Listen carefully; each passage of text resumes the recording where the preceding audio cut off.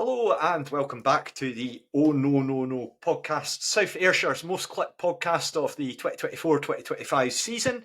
We're back again for a preview of Raith Rovers against Ayr United this coming Saturday. I'm going to just start off I'm hosting this evening. Robbie Duncan's got a bit of a throat infection, seemingly, so he's sounding a bit like Neil Collins, was the description earlier on that was getting thrown about in our group chat. Delighted to be joined firstly, Blair Hopcroft. How are you getting on, Blair? Very well, mate. Very well. Looking forward to finding out about Allan's. That's a spoiler. Allan's coming up, but looking forward to finding out all about his sound clips that he's got ready for this weekend with the visit of Ayr. There'll be boings and falling over noises and silly little tunes, I'm sure. Yes, we've also got, as Blair's just spoiled for us, the Scottish Championship's finest tannoy announcer, undisputed king of the box. We've got Allan Douglas-Munn. How you doing, Allan? I'm really good, mate. Yeah, fun enough, when we were down at Somerset earlier in the season, I actually did catch up with Somerset Bob, whose name isn't Bob at all. Actually, it escapes me now what it actually is, but it's not Bob. And I was speaking to him about that, and we were having a good laugh. And he was telling me that the club actually asked him to do it. It wasn't like he just took it off. He did it off his own back. They asked him to do it. That's his story, and he's sticking to it. Yeah, the good thing for yourself, Robbie, is you'll get more practice at these podcasts when Duncan Collins buggers off to set up the Sack Republic podcast. I did say that he was referring to it as our podcast very, very strenuously. So I was like, that's a surefire sign that he's staying, and he's absolutely committed, and he's completely involved. And we're joined by a new face, of course. We've got yourself, Greig. How are you getting on? Grand, thanks. Yeah, thanks very much for having me on. It feels very much like a last-minute Timu replacement for Duncan, but we'll make do. We specialise in the bald and the beard, so that's absolutely fine. So we'll just start. He's not actually bald. He had to shave that to get on the podcast. Bit razor out just before 5 minutes. Tell us a bit about yourself in terms of how your first start with Rovers and how you got involved, and then as well just your thoughts on the season so far. Yeah, so I mean, for me, truthfully, I didn't grow up a Rovers fan. I was kind of in and around the kind of the West Coast alumni, I suppose, and then getting to a point where into my early adulthood and realising that there's maybe more to life than supporting a team from a distance. And then for me, when my wee boy came along in particular, that's when I really kind of came to the fore of, I don't want him going into supporting a team that he's not going to watch every week. So started kind of going along when he was about sort of 3 years old, kind of gave me an excuse to go. It was another excuse as well to meet up with my dad more often, living in Kirkcaldy at the time. And it kind of quickly became apparent that there was a real connection with the club, and there was a lot to offer for the club. For then, it's just been a case of kind of, I suppose, without being too cliched about it, just falling in at the deep end.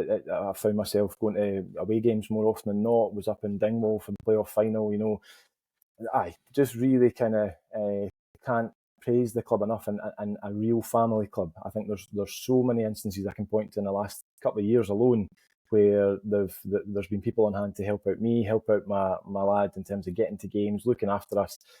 A real kind of beautiful club to be part of, to put no too fine a point on it. The season so far, a bit of a mixed bag. For me, listen, it could be a lot worse. We were sitting in the league. Let's not panic too much. I know there's a lot of confusion, debate maybe over Robson's tactics and his maybe stubbornness at times, not changing things over.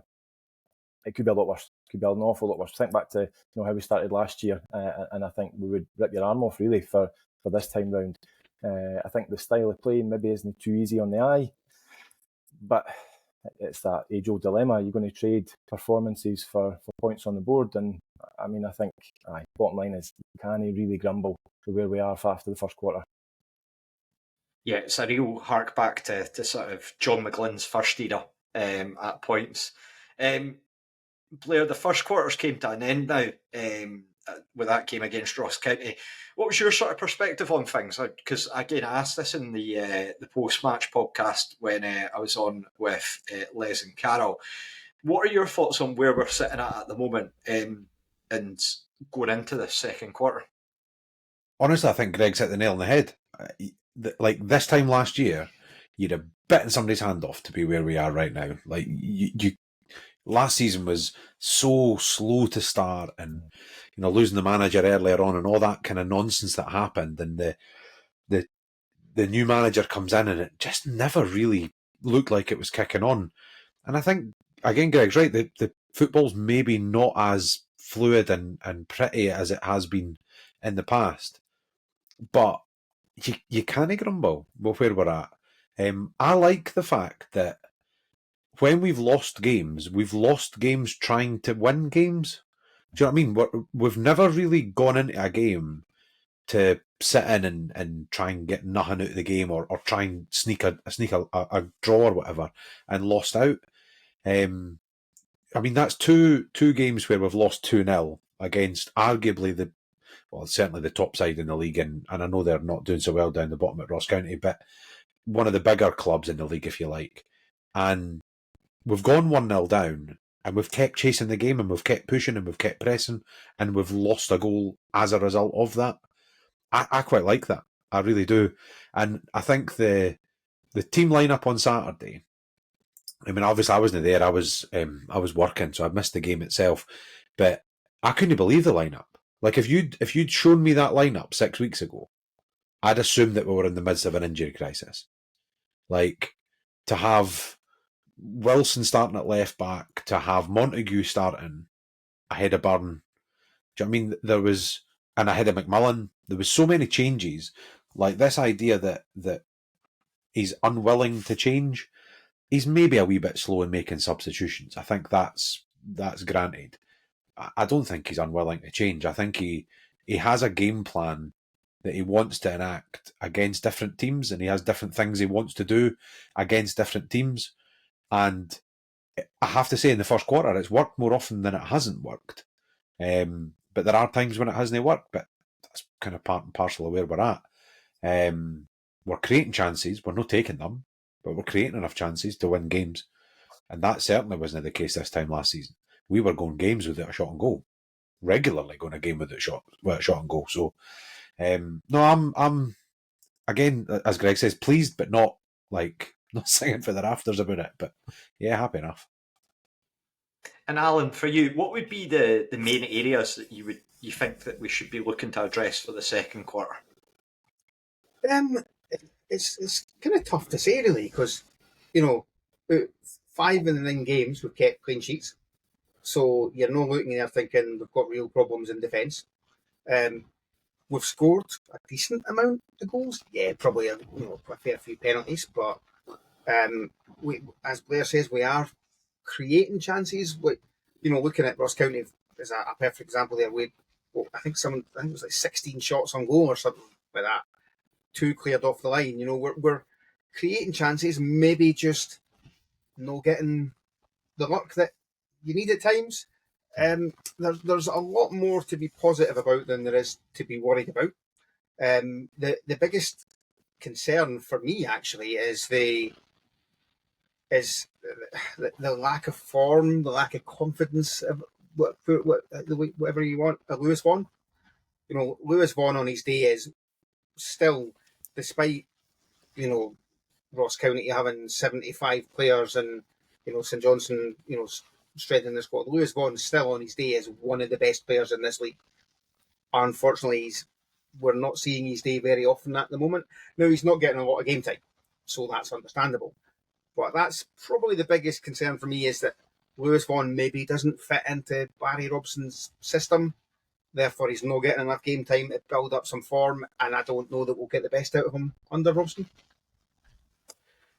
With Lewis Vaughan, it's one that I feel like it can change very quickly. And it probably goes the same for quite a lot of the forwards in the league. I was looking at the charts because, again, reading online, Pine Bovril and sort of the discussion that's going on about the front line. Probably the same for Jack Hamilton, where if a player can get a couple of goals in a game, it suddenly boosts them right up the goal scoring charts. And there have been quite a bit of discussion about our summer business recently and the forwards that we've signed and the players that have been brought in. For me, and the situation that we're in at the moment, Josh Fowler's been the standout forward in terms of an out-and-out striker in the league. But other than that, no team's really signed any player that you've been stood up and thought, actually, that's a forward that's going to get a lot of goals, that was on the market and available at a fair price. And even with, I think the next top forward after was Ronan Hale, and then you go down to Ewan Henderson, who was previously at Ake's last season. And I think if we'd signed Ewan Henderson, with all due respect to him, I think fans would have been raging, like, why have we signed him? It's probably the bottom of the Ake's forwards that you would have wanted to sign on the back of last season. But yes, I feel the good thing for Vaughan is, of course, we'll play Dunfermline next week, so he'll get a goal then. Fingers crossed. I mean, it's certainly not writing him off by any stretch of the imagination. You just want to see him fit and firing, and that's simple enough. But we'll come back to... It's true what you say, though, that none of the kind of teams doing well are particularly have got a striker who is particularly on form. I mean, Josh McPake's doing very well for St Johnstone, but he's not really a striker. He's a kind of a forward, an attacker, if you like, but not what you would call an out-and-out striker. So, yeah, I don't know if it's a systemic thing within the league, though. That's it. Because if you look across the teams, like, generally there's not many out-and-out goal scorers, and with the way that it is, it tends to be sort of your wingers and sort of number 10s that are getting the goals now, as opposed to like number 9s. So time will tell. It might be that we sort of see suspects shooting up the goal scoring trail. Just to come back to yourself, Greig, has there been any particular standout positives that you've seen from Rovers so far this season that you would call out? Yeah, I mean, I think the depth in the squad is apparent. And, we're saying Robson doesn't really like changing the team up too much, doesn't like kind of using subs or whatever. But actually, when you look at the squad on paper, and it's funny listening to the conversation there about strikers, I think prolific strikers like hen's teeth in the division at the minute, and generally across Scottish football at the minute.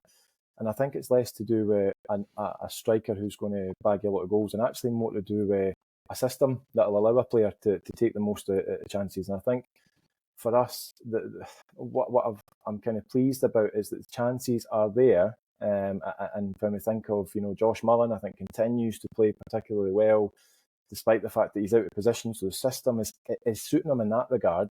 We've also got Chin that's come in and has done very well in his sort of cameos and is now banging on the door to get in the team for a more regular start. But for me, it's the consistency, I think, rather than the standout. So I suppose by that I'm talking Sean Byrne. I'm looking at the Dylan Easton, who maybe hasn't kind of blew up this season in the way that some fans, I think, almost assume he's going to do every week. But they're dependable. These guys are in the team. They're going to put a shift in. And for me, that's just as important, I would argue, as actually having one or two players.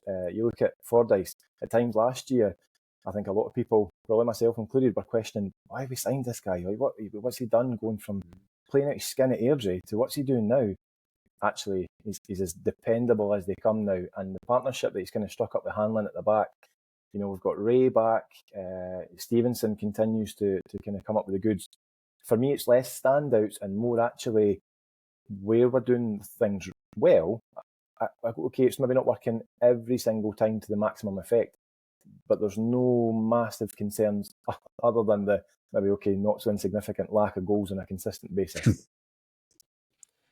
Well, we'll turn our attention to Ayr and our opponents coming up this weekend. Blair, they're unbeaten in 6. Rovers are the only team to beat them in the league this season. And then following that, they got put out the League Cup by Partick Thistle. But Scott Brown ironing out a few of the problems there with some of the players returning back from injury. It's a funny thing, actually. I was looking at the exactly that, the league table today, and looking at the form and kind of where we're at. I mean, they've got a game in hand on us and they're 3 points behind us. So they're basically the one win that we've beat them apart. And they haven't lost another game. So when we are losing games, they're drawing games and they're picking up points here and there.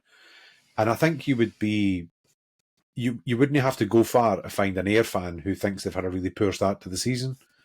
And yet they're pretty much in the same boat as us, and we feel like we've had a pretty decent start to the season. So sometimes I think it is just context. And we talked about Morton a few weeks ago, and how, like drawing your first 5 games, if you lose the 6th, it's no win in 6, and if you win the game, you're unbeaten in 6. And that's exactly kind of what's ended up happening where Morton are and where Ross County and that are, is that all of a sudden you've got the runs don't suddenly look so bad when you get a win. And I think Ayr are kind of slowly coming back to where they probably could and should be with the squad that they've got. I do kind of think that they've weathered the injury crisis. That is probably the best way to put it. They've weathered it better than I would have hoped, if I'm being perfectly blunt, because they've got some pretty good players coming back in, and if they can get them back up to fitness and get them firing, and on top of a team that's no really losing, it's not a bad place to be, like in the Championship. We talk about it all the time. Every team can beat every team, and the players talk about it in their interviews. If you're not on it, you'll lose games and stuff. And they've not set the heather alight at all. They've not had a great start, but they're not losing games. And there is something in that they can kind of build on, I think. I think it actually leaves Saturday as a really interesting game, actually. It really could go anywhere. And actually, I sat down and started thinking about a lineup and stuff, what the game plan is, I'm not really sure, because they've just drawn with St Johnstone, which is a good result. Like, it doesn't matter how and that's at St Johnstone. It's a good result. It's a really interesting one, and it's not as bad a start to the season, like I say, as some might have you believe. Yeah, I was probably one of the ones that was trying to make people same. believers of that. Same. Allan, Ayr Rovers have actually both scored the same number of goals and conceded the same number of goals, so identical goal differences going forward into this game. Do you think that's probably a good illustration of where the clubs are at in terms of their depth? As Blair mentioned, they kind of probably rode a storm a little bit with the injury crisis that they've had, but also as well sort of where their expectations are. Yeah, ultimately, it's what, I can't remember what the stat was. It's their biggest budget in however many. I think it was since the days when Bill Barr was like throwing all his money at the squad, and instead of throwing all the money he was making building everyone else's stadium at the squad instead of building their own. And it's so they've definitely they've built a decent squad. They were never as bad as they looked at the start of the season. At the same time, I would say they're not as good as the media like to build them up to be either. They are very much the darlings, along with Partick Thistle and, for some bizarre reason, Dunfermline. So they are a really good Championship team. I would expect them to be there or thereabouts for the playoffs at the end of the season. The interesting thing with them actually is, they are on better form now. They have got a lot of their players back, but you have to go back to something like the end of August for the last time that either Oakley or Dowds actually started the game.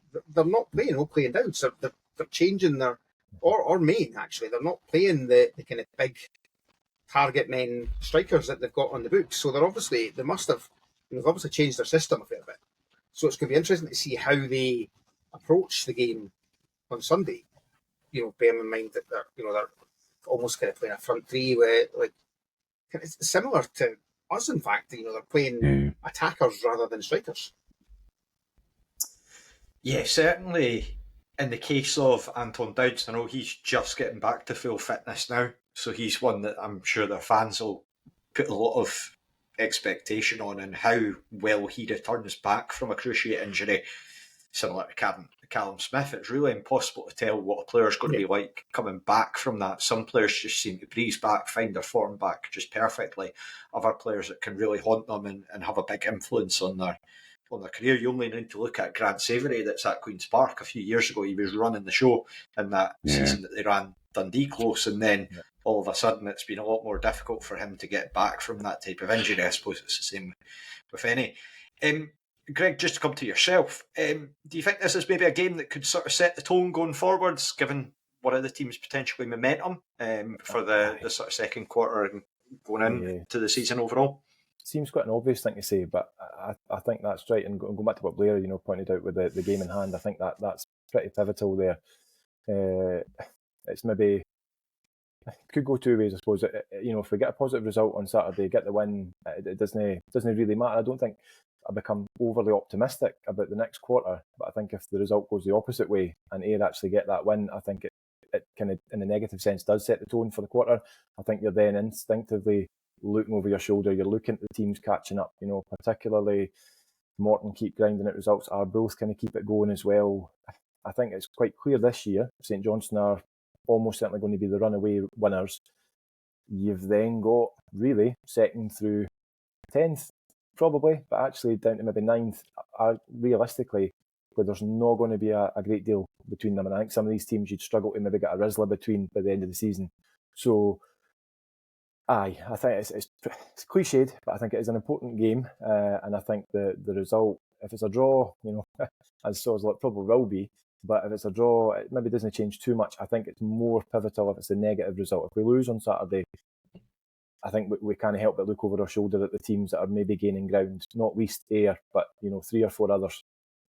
Yeah, it would certainly, a loss would give a lot of food for thought in terms of where we're at. And I know we've had a very positive first quarter in the sense of where things have gone, but then I suspect that a defeat would then turn that in. St Johnstone being missing a few key players, that will really be the fixture to keep an eye on, and then all of a sudden that can change the perspective for a lot of teams depending on where they're at.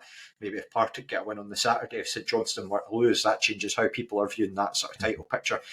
Again, potentially could argue the same for ourselves. I know that we're quite, obviously, a good wee bit behind. I think we're 9 points, 10 points or so behind, but this starts people talking. These things can change very, very quickly at this point in the season, so we'll all see how that goes. Blair, a bit of an unlikely hero for Ayr United in the sense that I know Allan had mentioned it before, but Dowd's coming back from injury. George Oakley's kind of fallen out the fold. Curtis Main maybe not getting used as much as he might have hoped.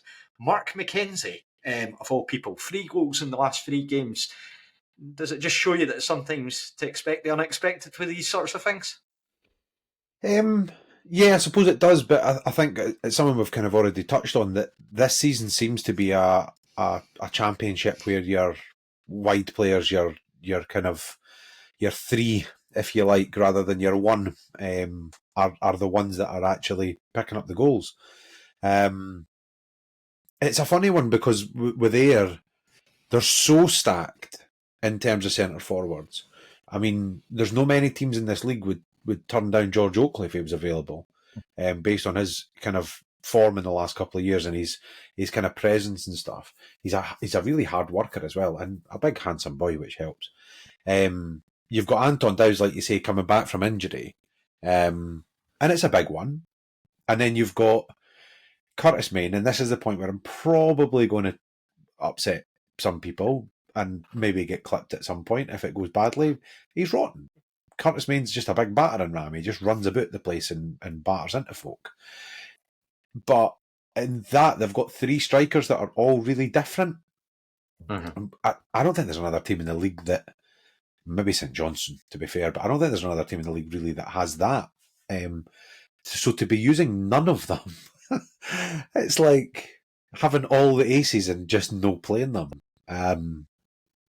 But then, like I say, it's maybe just one of those leagues where the way that the games are going at the moment, everything's so tight that actually your goals are coming from kind of open play rather than crosses into the box and stuff a bit more.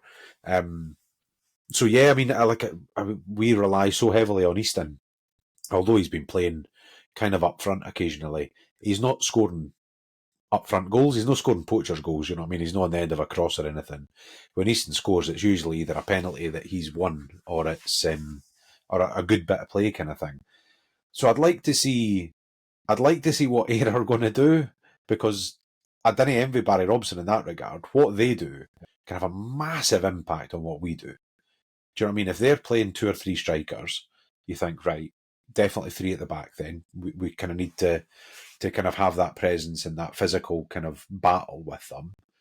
If they decide to play none of them, does it suit a 4 at the back? Do you kind of try and cancel out the wide men and play in a slightly different? It's a really difficult one to kind of figure out what we're going to do, because they're in the same boat. Obviously, they don't know what we're going to do, but I have no idea what Ayr are going to do when they arrive.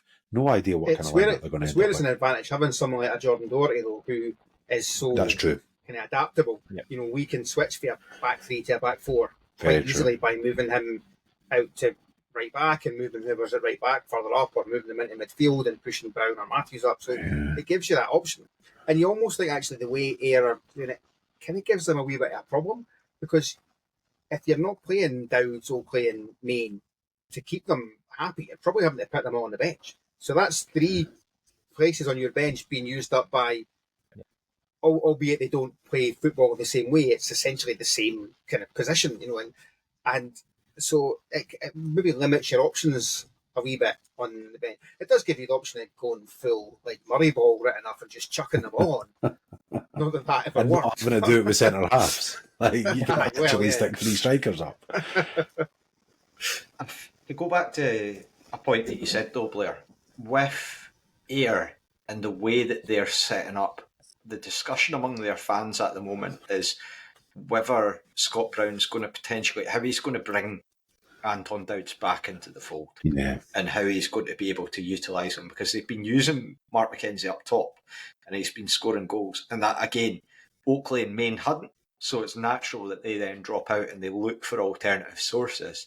I think Marco Roos and Jamie Murphy's been a really big return for them. He's again not got the legs as maybe before, but he is such a good player at this level to be able to have and to be able to use, and he can just pick holes in defences.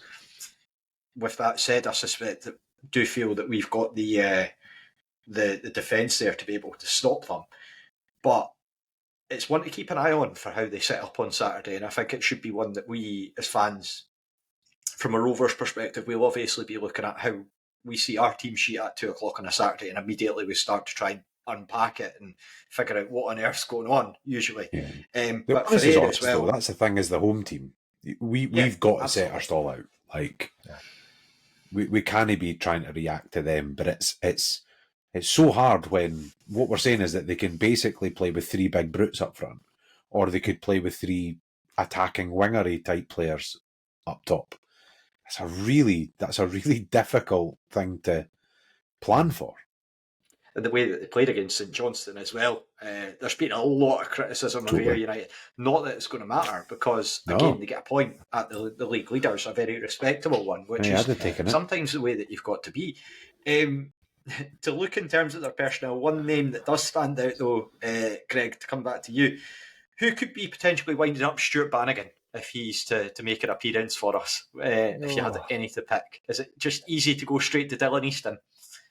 I mean, it's got to be. I think depending on who starts, I also wouldn't be surprised if the kind of background figure of Sean Byrne is kind of in his ear a lot as well, and just kind of reminding him that he's not going to get it all his own way. Listen, Bannigan's a strange one. I think he absolutely can do a turn for Ayr. He was still doing a turn for Partick. And we had the comedy delights of last season when he just kind of let life get away from him a wee bit. But he is a tidy player, and if his head's screwed on, he can really kind of get you pulled from back to front, and he can get the team kind of settled and up the park. I think Easton in particular, and I know you're being tongue in cheek with his reference there, but I think we've got to be careful. Easton's really quick, I think, at times to get dragged into the wee mind games. I think he loves it, he thrives on it, and that's great. It's a huge part of him as a character, but if it doesn't work for him in the first sort of 10-15 minutes, I think it almost backfires on him alone. I think fans aren't looking for it to backfire, fans aren't expecting anything, but I think at times he's been guilty of kind of getting inside his own head. So with any luck we'll no see Bannigan, and it's all a moot point, but I think Easton probably is, he's not really set out to wind him up, but I think Bannigan's going to set his own stall out and allow that to happen, because Bannigan is Bannigan. In fairness, he's fitting on this podcast. Just for the way you look. Very true. There's always a place for you, Stuart. If you want to come in and grab a headset, then feel free. That'll be me punted off, and you can just host it. You've got far too much hair on the top of your head and no enough on the bottom, mate. It's not looking good for us, Blair. It's not looking good for us, Blair. I'll take it, mate. This is the only place I go in my life where I'm not one of the balding ones. It's fine. I'm all right with it. Fair. We've not got any sponsored advertising coming up from Turkey or anything like that, do we? I was going to say, aye. Yeah. I'll get on there. I'll contact Bald Bro and see if they want to sponsor us. Aye, well, we're not going to be troubling Just for Men anytime soon, so that's all right. Just to come back to you, Allan, is there anyone that's standing out in that Ayr United team for you going into this one that you're picking out as a key danger man or danger men? Again, it was recognised in the last game that the midfield battle was going to be key. That's why it was the first time we saw the three go in there together. We were all a bit shocked. It worked because we won the game. So that's the thing. I think Dempsey coming back really does make a difference for them. We kind of. It was fun to have a bit of a laugh with Ayr fans on social media and on Pine Bovril and stuff about how much they were making about Ben Dempsey being out. You've only got to look at the form since he's been back. He clearly makes a difference to their team, and he does it in a similar way to, without wanting to go over old ground about Sean Byrne, which I suspect we will do when we come to talk about our lineup anyway. Ben Dempsey being there allows other people to do the roles that they're best at without trying to cover what he does for them. So it just makes him being there makes the whole team better. And he's a bloody good player in the championship level. So I'd say he's key. For the opposite reason, whichever numpty Scott Brown decides to put in goals could also be key. I suspect I'd like to see us testing them a lot, whoever it is. I can't remember who was it. Clark played last week, and I think was suspect for the goal, if I remember correctly. I want to go back because I know that David Mitchell's been relatively consistent for them this season, has he not? It was a strange one that he's came in and fans maybe suggesting that he's quite one to be quite flappy, and then all of a sudden he seems to firm things up. I'll just have a check on the usuals. I've got Clark in my head. I can't remember it. I don't know. Maybe that's someone else. I was listening to. I can't remember what it was. I think I was listening to a podcast or something the other day, and I thought I listened to too many football podcasts. They all just get jumbled up in my 45-year-old brain. So the only thing, looking at speaking of numpties, Mitchell could be key. Well, just looking at the flash scores app, actually, just had that up randomly.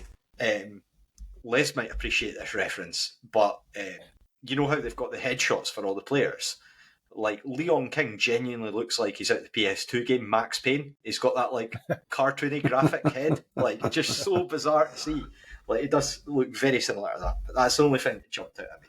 Anyway, we'll turn our attention. I was going to say, it was rattling in my head there as well. Clark's at Partick. That was the straight swap. Clark went to Partick, and Mitchell went to Ayr. I think he made a bit of a hash for Ayr Broad's goal.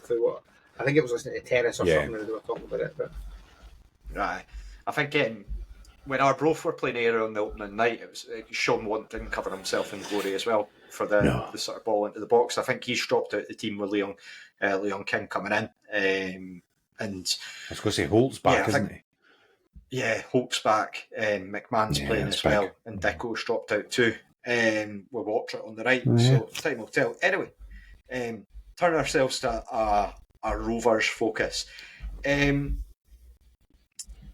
just go through the team back to front. Start with yourself, Greig. Do you think it's potential time for a change at the back, or do you think that's maybe rash, given even against County we weren't particularly overawed by them at points? I know that we lost 2-0, but is it just maybe a bit rash to sort of suggest that we could be changing defenders, given what you were saying earlier? Possibly. I mean, we lost 2-0, but, it was a goal from, not from nothing as such, but a very scrappy goal, and then you're like Blair mentioned earlier, we're not settling for just kind of losing that 1-0. We're looking for that goal. We're looking to get the equaliser. We're stretched in at the end of the game. We can see 2-0. I'm not overly concerned about the defence. I think the big question is what formation are we going with, really? I wouldn't have been a massive rush to change it. I'm still not convinced that if Stevenson's not exactly the world's best at getting forward anyway from left back, but if we're not playing Stevenson, I think we do lose a bit of kind of forward thought at that point. There's a lot of passes coming in the inside, and that might be fine, depending on how Ayr are set up and how the game's going on Saturday. That might be just fine. But I would like to have the option. Personally, I'm a fan of the back four, but I would like to have the option of doubling up on the wide men with maybe Stevenson, and I'd probably have Doherty on the other side, kind of pushing forward. I think Hanlon and Fordyce, they're going to be there. If Doherty's sliding into playing a 3 with them, fine. But my preference probably would be a back four. And to come to yourself, Blair, Josh Mullen, one for consideration. Would you want him Always, on the pitch? mate. Of course. Always. First name on the team sheet. Genuinely though, I think Greig raises a good point. I think it's that thing of do you go 4 or do you go a 3? And as Allan said earlier, we're lucky to have Doherty that can make the switch. Mm-hmm. But I actually think your right wing back is the point of failure in this. Because I think if you start Rowe, it's no so easy to switch. Because you're then looking for Rowe to move into the midfield. Or you're looking for Rowe to move to right back and Doherty to move into the midfield. Neither of which I think are a particularly great idea. Whereas I think if you start with Mullen and you decide to switch to the 4, like we did at Partick, you've got the option of pushing Mullen further forward and he's a lot more comfortable in terms of, certainly his delivery into the box and things is a lot better. So I think, for me personally, I'd stick with the back 3. It's been working really well this season. I'd like to see Stevenson back in. I'd be honest and say I don't really. That's the one change I don't understand. I don't get it. Wilson's fine. There's nothing wrong with him at all. He's definitely, for me, not an upgrade. He's defensively probably as sound. I don't think he's a downgrade in defence. But I think Greg's right. I don't think he offers as much going forward. Stevenson is not the most attacking, but he's chipping in. Like, he's quite happy to kind of bomb on a little bit. And for me, he kind of seems to understand the wing-back position a little bit better than what Wilson does, or certainly seems to be more comfortable with it. So I'd like to go back to Stevenson on the left and Mullen on the right, and then the usual 3 in the middle, because it gives us that flexibility to assess where we're at, and 20 minutes in, if he decides, actually, do you know what, that back 4 was the way to go, he's got the option. Or if he starts with a back 4 and decides a back 3 is the way to go, he's got the option of pulling Mullen in to right wing back. I think that might be key, actually, is the flexibility as opposed to the individual lineup, if that makes sense. Yeah, absolutely. I mean, the game at Firhill was probably an example where he had the opportunity to be able to change it and took it, because again, we went 2-0 down. It hadn't been a great performance, and then as soon as we did change it, we came roaring into the game and really looked a lot more impressive when we had that sort of flat back 4 after it. Just come on to yourself, Allan. After a defeat like last Saturday, again, we created plenty of chances. But does the midfield maybe come under a bit of microscope? And again, it's probably territory to enter that weekly chat of Sean Byrne. How do we get him into the team? First of all, just to briefly touch on kind of what Blair was talking about there. J Rose on the match day poster this weekend, so you know he's not playing. That's one thing for certain. Which I actually, all joking aside, I think he's a better player than he's shown, and I think he's maybe struggling a wee bit with confidence. I know the guys who were at the game last week were saying there was that he didn't seem willing to bomb on the way he did earlier on. So I don't know if there's a confidence issue. So pulling him back out of the team's maybe not the best thing for his confidence, but I'm sorry, winning the game's more important. So, pick the best team regardless. In terms of the midfield, maybe just get a clip for the last time I was on or anyone else was on and just play that now. I thought last weekend I wasn't at the game last weekend, but going from the highlights and going from discussion, I still think it's just apparent that Brown and Matthews don't work brilliantly together in that. They're very similar players, and it takes an awful lot more thought to say, like, one of them's got to look and say, right, Brown's got to look and say, right, Ross is bombing forward, so I need to hold back, or vice versa. Whereas if Burns in there with one of them, the other one knows Sean's going to stay back and protect that defence, so I can just bomb forward knowing he's behind me. And yeah, he will kind of come forward and support as well. So it just it kind of lets the other slip into that natural position of knowing where they are. So personally, I would bring Burn in. Whether he does it at the expense of Brown or Matthews, or does what he did down at Somerset and plays all three of them together, I don't know. It wouldn't have the same shock factor because he's done it a few times since then as well. But other than the fact it probably surprised a few folk if he actually did bring Sean Byrne back in. Mm-hmm.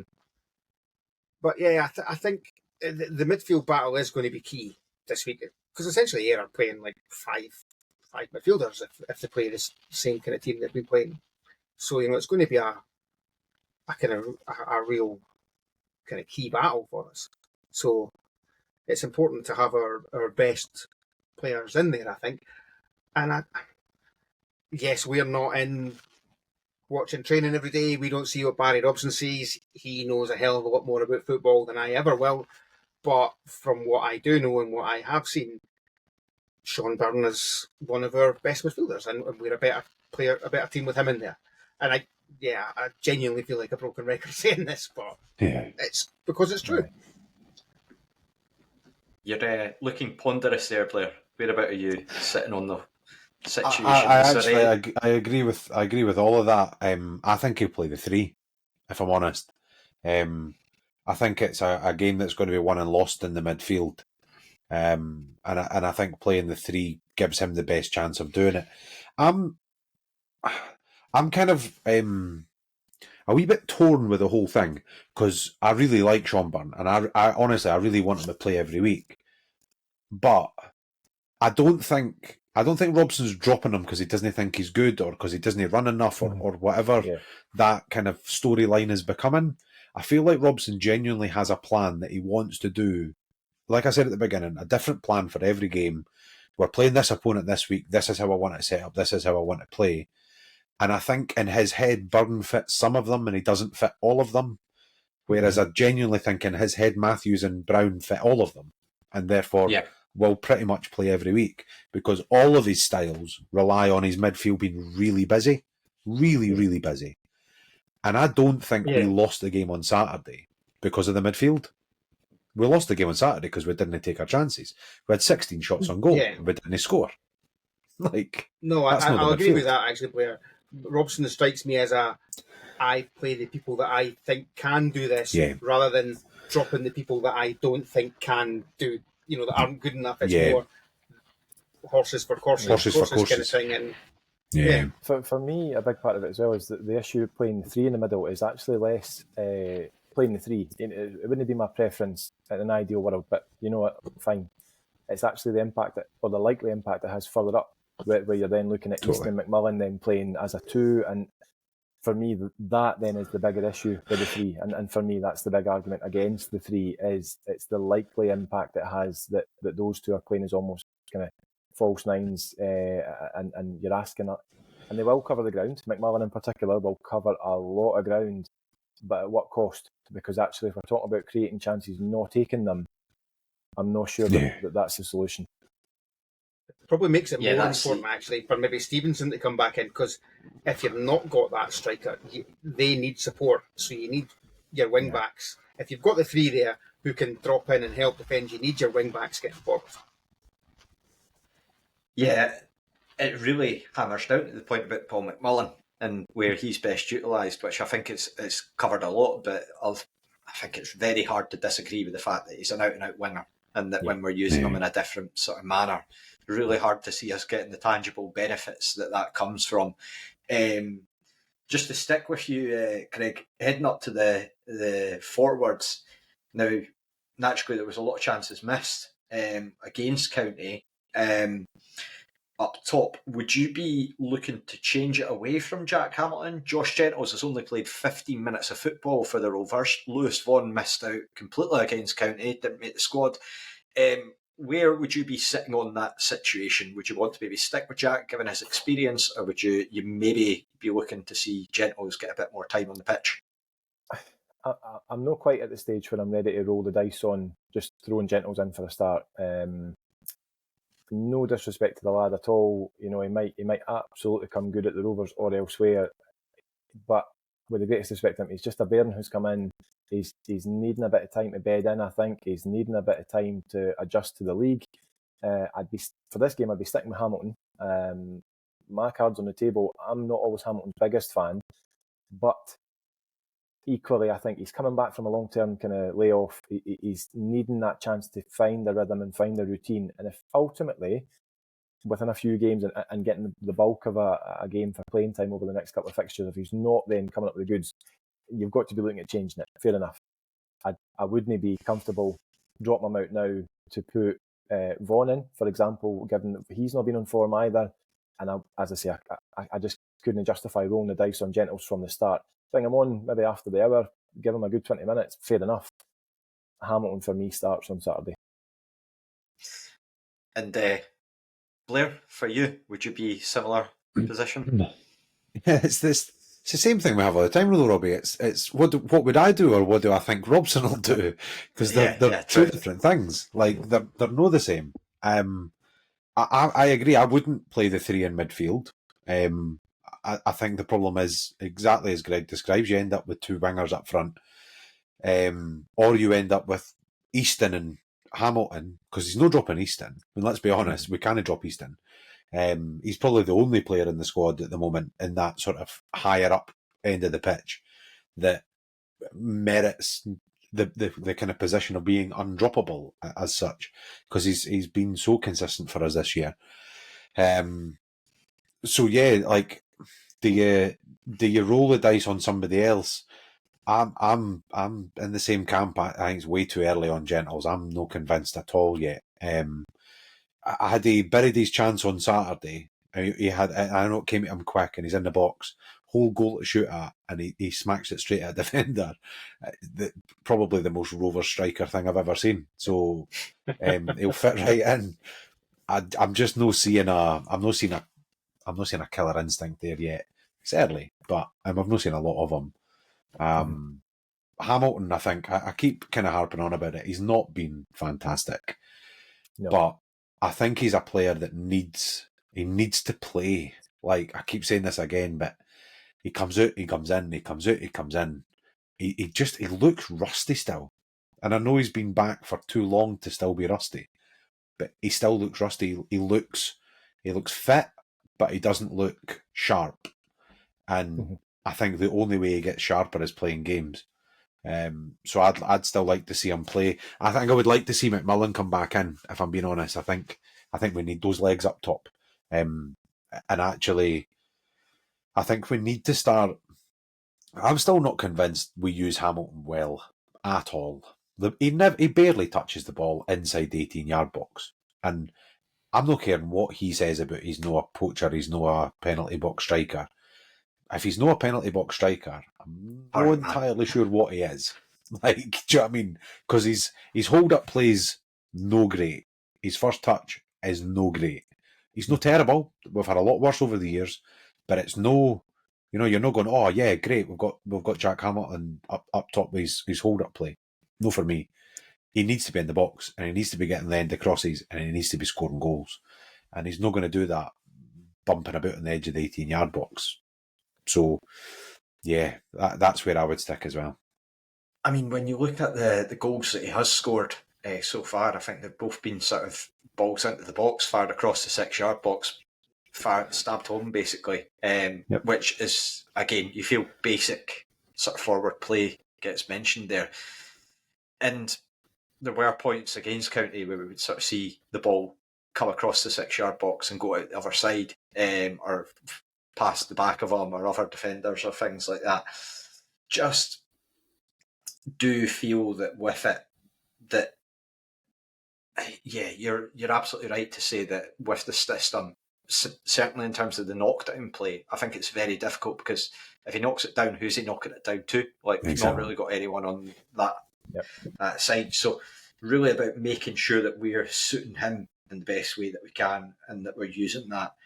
So, but I suppose that you could argue that, well, a lot of the forwards as well. You could probably say similar for Vaughan as to like, if we go direct with Vaughan, it's, you know what's coming. So it's hopefully we can change that sort of the tune, because I do feel it's a tune that probably gets quite tiring quickly if you're in their boots, and I suspect that it's one that they'll be desperate to change. They'll be absolutely itching to change, but how it happens, different story.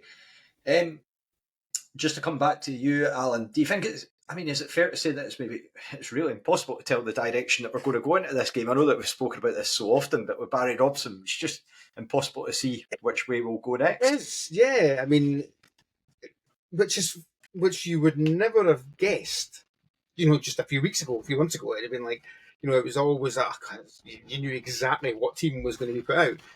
Mm-hmm. I would say now we're in the position you don't. I mean, we might turn up, 2:00 on Saturday, that tweet could come out and, you could have Paul Ensio making his debut and Callum Smith coming back up front and everyone just going, what the hell? I don't think it will happen, but, it's nice to at least have the slight chance that could happen. No chance. And, no, well, okay, fair enough. the slight chance in that they were both on the bench last week, so as in theory they're both match fit and could potentially play. I don't see it happening. I think I can agree with what Blair was saying in terms of with Hamilton. I think we're at the stage where we kind of have to stick with him to try and see if we can get the best out of him. Sorry, just getting distracted by a goal there. And so we need to kind of try and see if we can get the best out of him. You think back to when he's looked best in a Rovers shirt, and it was that kind of season, a couple of years ago under Murray, him and Vaughan playing regularly together, and he was, Hamilton was looking really dangerous. He was scoring goals. He was creating goals. Murray then decided to start switching him and my son Zach Rudden around all the time, and it just again, he wasn't getting that constant game time, and his game went to hell. Now, as we all know now, he was also carrying an injury the whole time.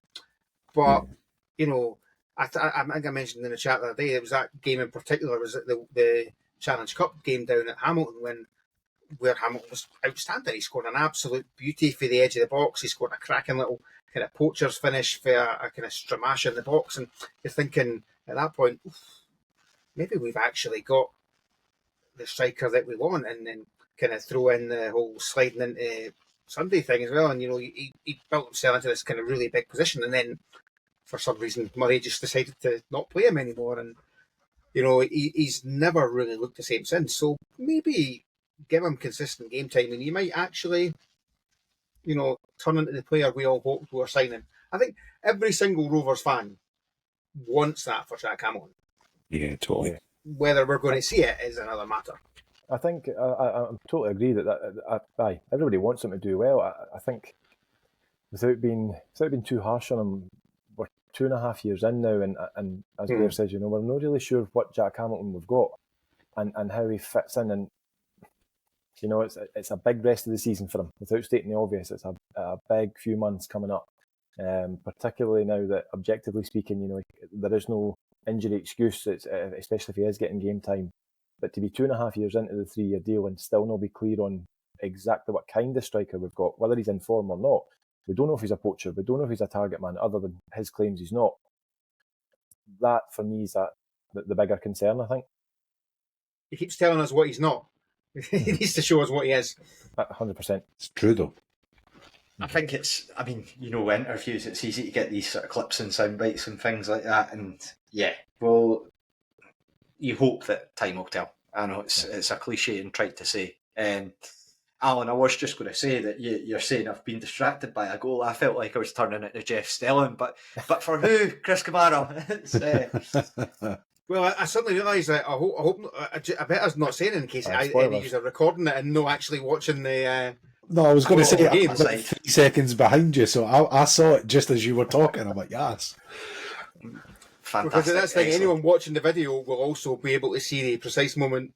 I'm assuming that the three of you all know what the score is at the moment. Anyone watching the video will see the precise moment that Greece scored, because I just kind of go.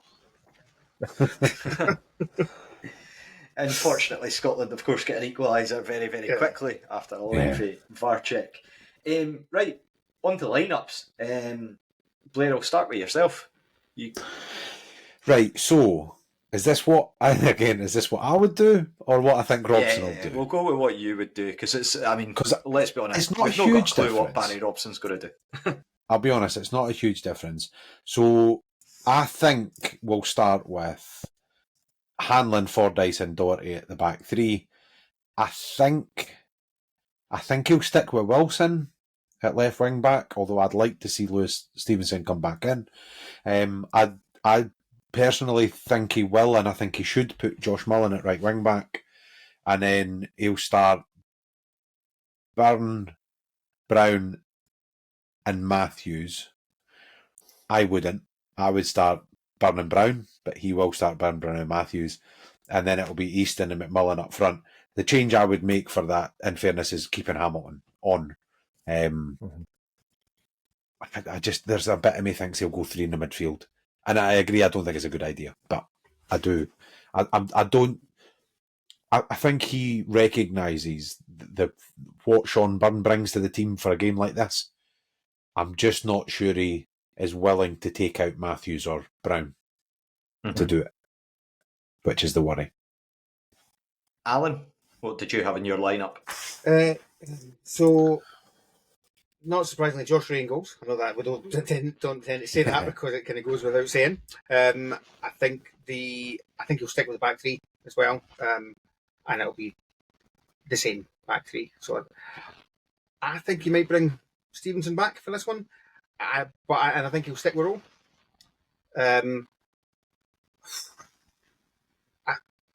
I don't know.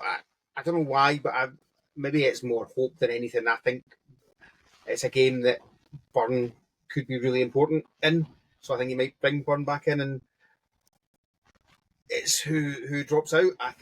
Does he? Because I think it's more. I'm hoping not to see the three of them in there again. So I'm going to go with Byrne and Brown, and then a kind of front three, if you like, of I think McMullen will come back in with Hamilton and Easton. And Greig, you've got a lineup prepared. Yeah, so sticking with my Timo Duncan appearance, I'm going to disagree with you. I'm going to go for a back four. For me, it's Doherty at right back, Stevenson left back, and then Fordyce and Hanlon in the middle. Probably more of a 4-3-3 than a 4-2-3-1. But certainly, I'd be dropping Brown. I'd have Byrne and Matthews in the middle. With Montague, actually, I'd bring him in and have him sitting in front. McMullen and Easton and Hamilton up front. Not a million miles away for me, because I'm happy I had that. I'll be alright with that. There's a lot to like about that. Apart from Josh Mullen not getting a game, but we can talk about that later. That's fine. Boy, I am conflicted. I'll not sleep I've got you covered, Blair. It's all right. So I would have hoped for Ray in goals, Mullen at the back, Stevenson on the other side with the back three. I would actually have Brown and Byrne. I feel like Sean Byrne can elevate the game. When Brown knows that he can just bomb about the pitch or wherever, can maybe elevate it. I would put Easton out on the wing for this one with McMullen. Again, it might be a bit dangerous that, given Ayr United's sort of wide capabilities, but I would still keep Jack Hamilton up top. With Kai Montague, I think that will be an interesting one. Seeing whether Barry Robson decides to keep him in right from the start. I know that we're missing Richard Chin, question marks over Lewis Vaughan and whether he'll be fit. Callum Smith obviously just returning. So hard to get a gauge on where we'll be at, as ever. So, I was going to say, usual... I missed the game on Saturday, obviously, and there wasn't an awful lot of them in the highlights, but I take it Kai did all right up there. Montague. Yeah, I mean, he was certainly involved with the game. He had a few moments where he looked solid. There was a few moments where you just felt like if he had maybe a bit more experience, he'd maybe be a bit more confident. There was one in the first half where it was sort of a drive and run through the middle, where he kind of just slowed it down rather than just sort of going hell for leather in after it. But again, probably easy to say that when you're in our shoes, but when you're in the heat of the moment, it might be a bit different. Yeah. But really feels like they're a player in there, though, eh? Yeah, definitely. You can see why Barry Robson's keen to persist with him and quite optimistic about the future that he does have. Right, Greg, are you ready? Should McStay or should Dargo? Or Here we go. I'm just glad it's not Les doing it. That's. I was going to say the last time we had a debut for our Should McStay or Should Dargo was Ali, wasn't it? And he won it on his first guess. Aye, he did. Oh, come So on, no no pressure. pressure. Aye, Yeah. no pressure. Right, so 6 clues about a current or former Rover that I've drawn up for you this evening. I was born on the 27th of April 1973, not in Trinidad and Tobago. I did chuckle at that midweek, I have to say. 1973, which would make him early 50s.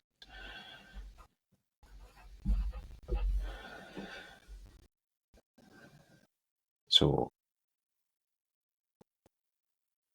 he must have been playing 90s? Your football career's in your 20s?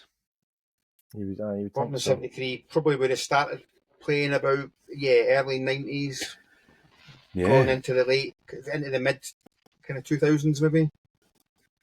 Jason Dare. Oh.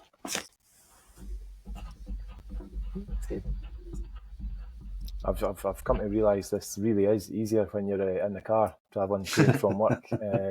I'll go When for. you can pause it and Aye. My first guess actually was going to be a desperate jump for Eddie Malone, but I'll go for I'll go for Colin Cameron actually.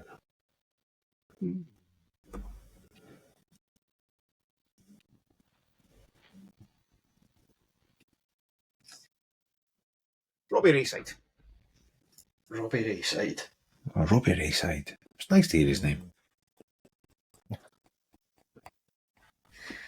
He's Clue number nephew 2. got a game the other night for Hawes. Unfortunately, got beat by St Andrews. I noticed, but never mind. Clue number 2. I made my debut in 1998. Oh, it's definitely not Robbie Jason Dare Rayside. then. Oh, James. 98. So that's 25. So he's clearly not come through our youth system. He's played somewhere else before. That's good. 98. That's Jimmy Nicholl. Well, Jimmy Nicholl was the manager in the summer of 98. I was going to say it might be Jimmy. Was it Jimmy Thompson was after? Well, no, Nicholl Nicholl. left the first time in 96. Jimmy Thompson came back. was in, and then we had Ian Monroe. Oh, And yeah, then Jimmy of Nicholl course. came back. Jimmy Nicholl came back in 97, didn't he? And Alan Kelly threw millions, well, not millions, but threw a lot of money at him. The only reason I know it is because I went to a pre-season friendly in Lossiemouth in the summer of 98 when I was at uni in Aberdeen. I got the bus up there and I spent about 45 minutes chatting to Jimmy Nicholl at the side of the pitch before the game. Thoroughly lovely man. But that's so his debut in 98 would be... That has thrown me. See if you hadn't said I wasn't born in Trinidad and Tobago, I'd been like, wait a minute, that's about the time Marvin Andrews made his debut. It would have been too easy. Wait, it must be about ages with Jason Dare. I think I might have. Nah, surely no. He was surely was in 25 when he made his. Well, Jason Dare. Oh no, of course. long Made his before debut in 98. 98. Made his debut in 98. I've confused you with the Jimmy Nicholl talk. It's 98. It's Jimmy Yeah, Nicholl Mark totally. II. I'm just thinking 98. Dare would have been back. Mhm. He would have been back in the squad again, 98, 99.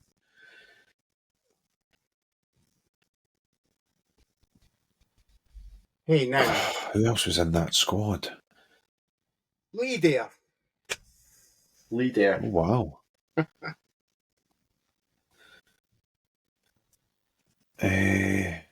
Who Take would play time, this lads. I'm week? just watching Ayr. the Greek attackers just swarm over Scotland's defence at the moment. I don't actually have anyone for that. The year on that's really thrown me. But it's not what I was expecting. This way, as oldies have an advantage. Yeah, I but was going to games in '98. I was going to games in. I'm struggling to like think I'm- of players that were that age, because that would have been. I mean, you'd have had Hartley coming in. You'd have had, but he was younger. He was 22, 23. Surely wasn't 25 at that point. I wouldn't have thought so. I don't think he was as old as No, that. because he was playing for for Hearts and in the mid 2000s, and then Celtic in the late 2000s, was he no?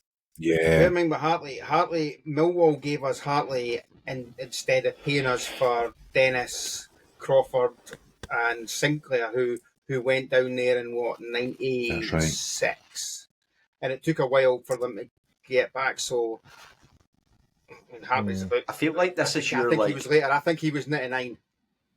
I've got my McGlynn Mark 1 era, like early days. Yeah. Alan. I feel like your nickel era is.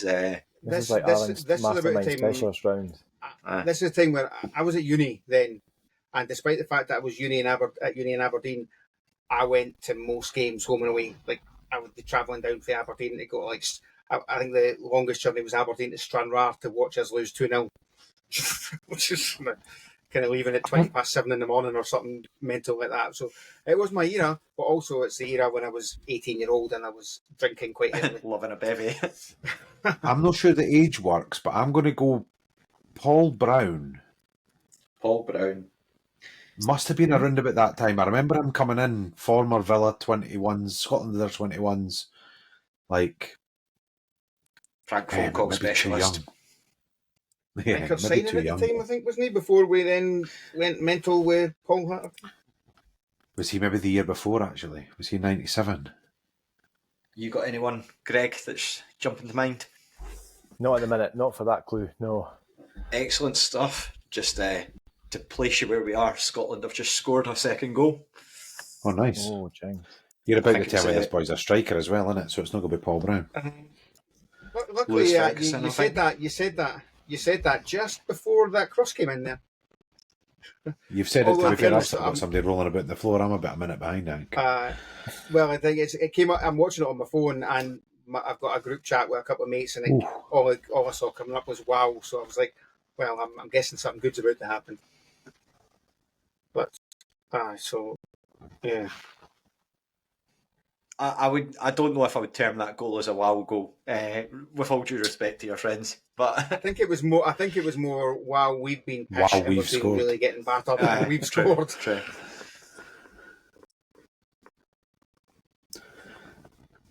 Hey, I'd take it on Saturday. I'll take it now, to be honest.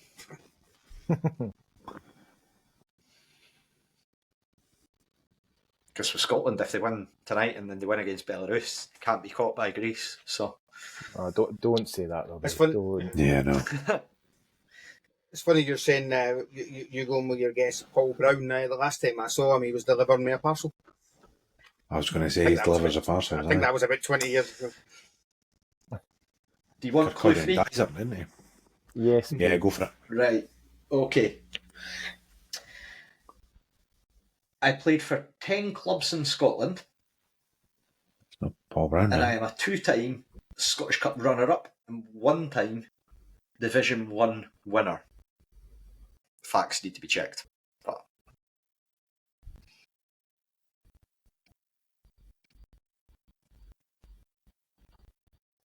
10 clubs. That's a lot.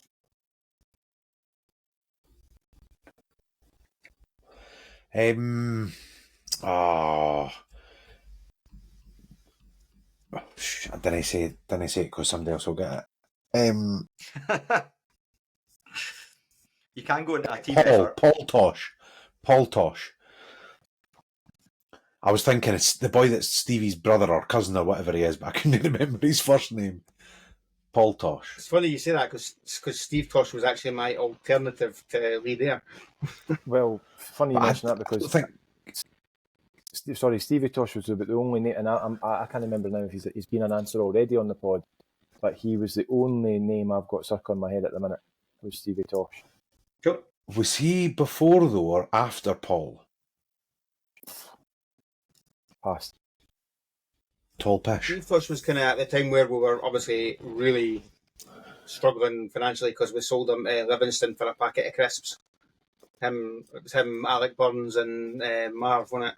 Which would have been about. Yeah, it's no Paul That Tosh. was- It's Stevie Tosh. I'm thinking. That I was think when I was. because he must have won that the was league probably about- where.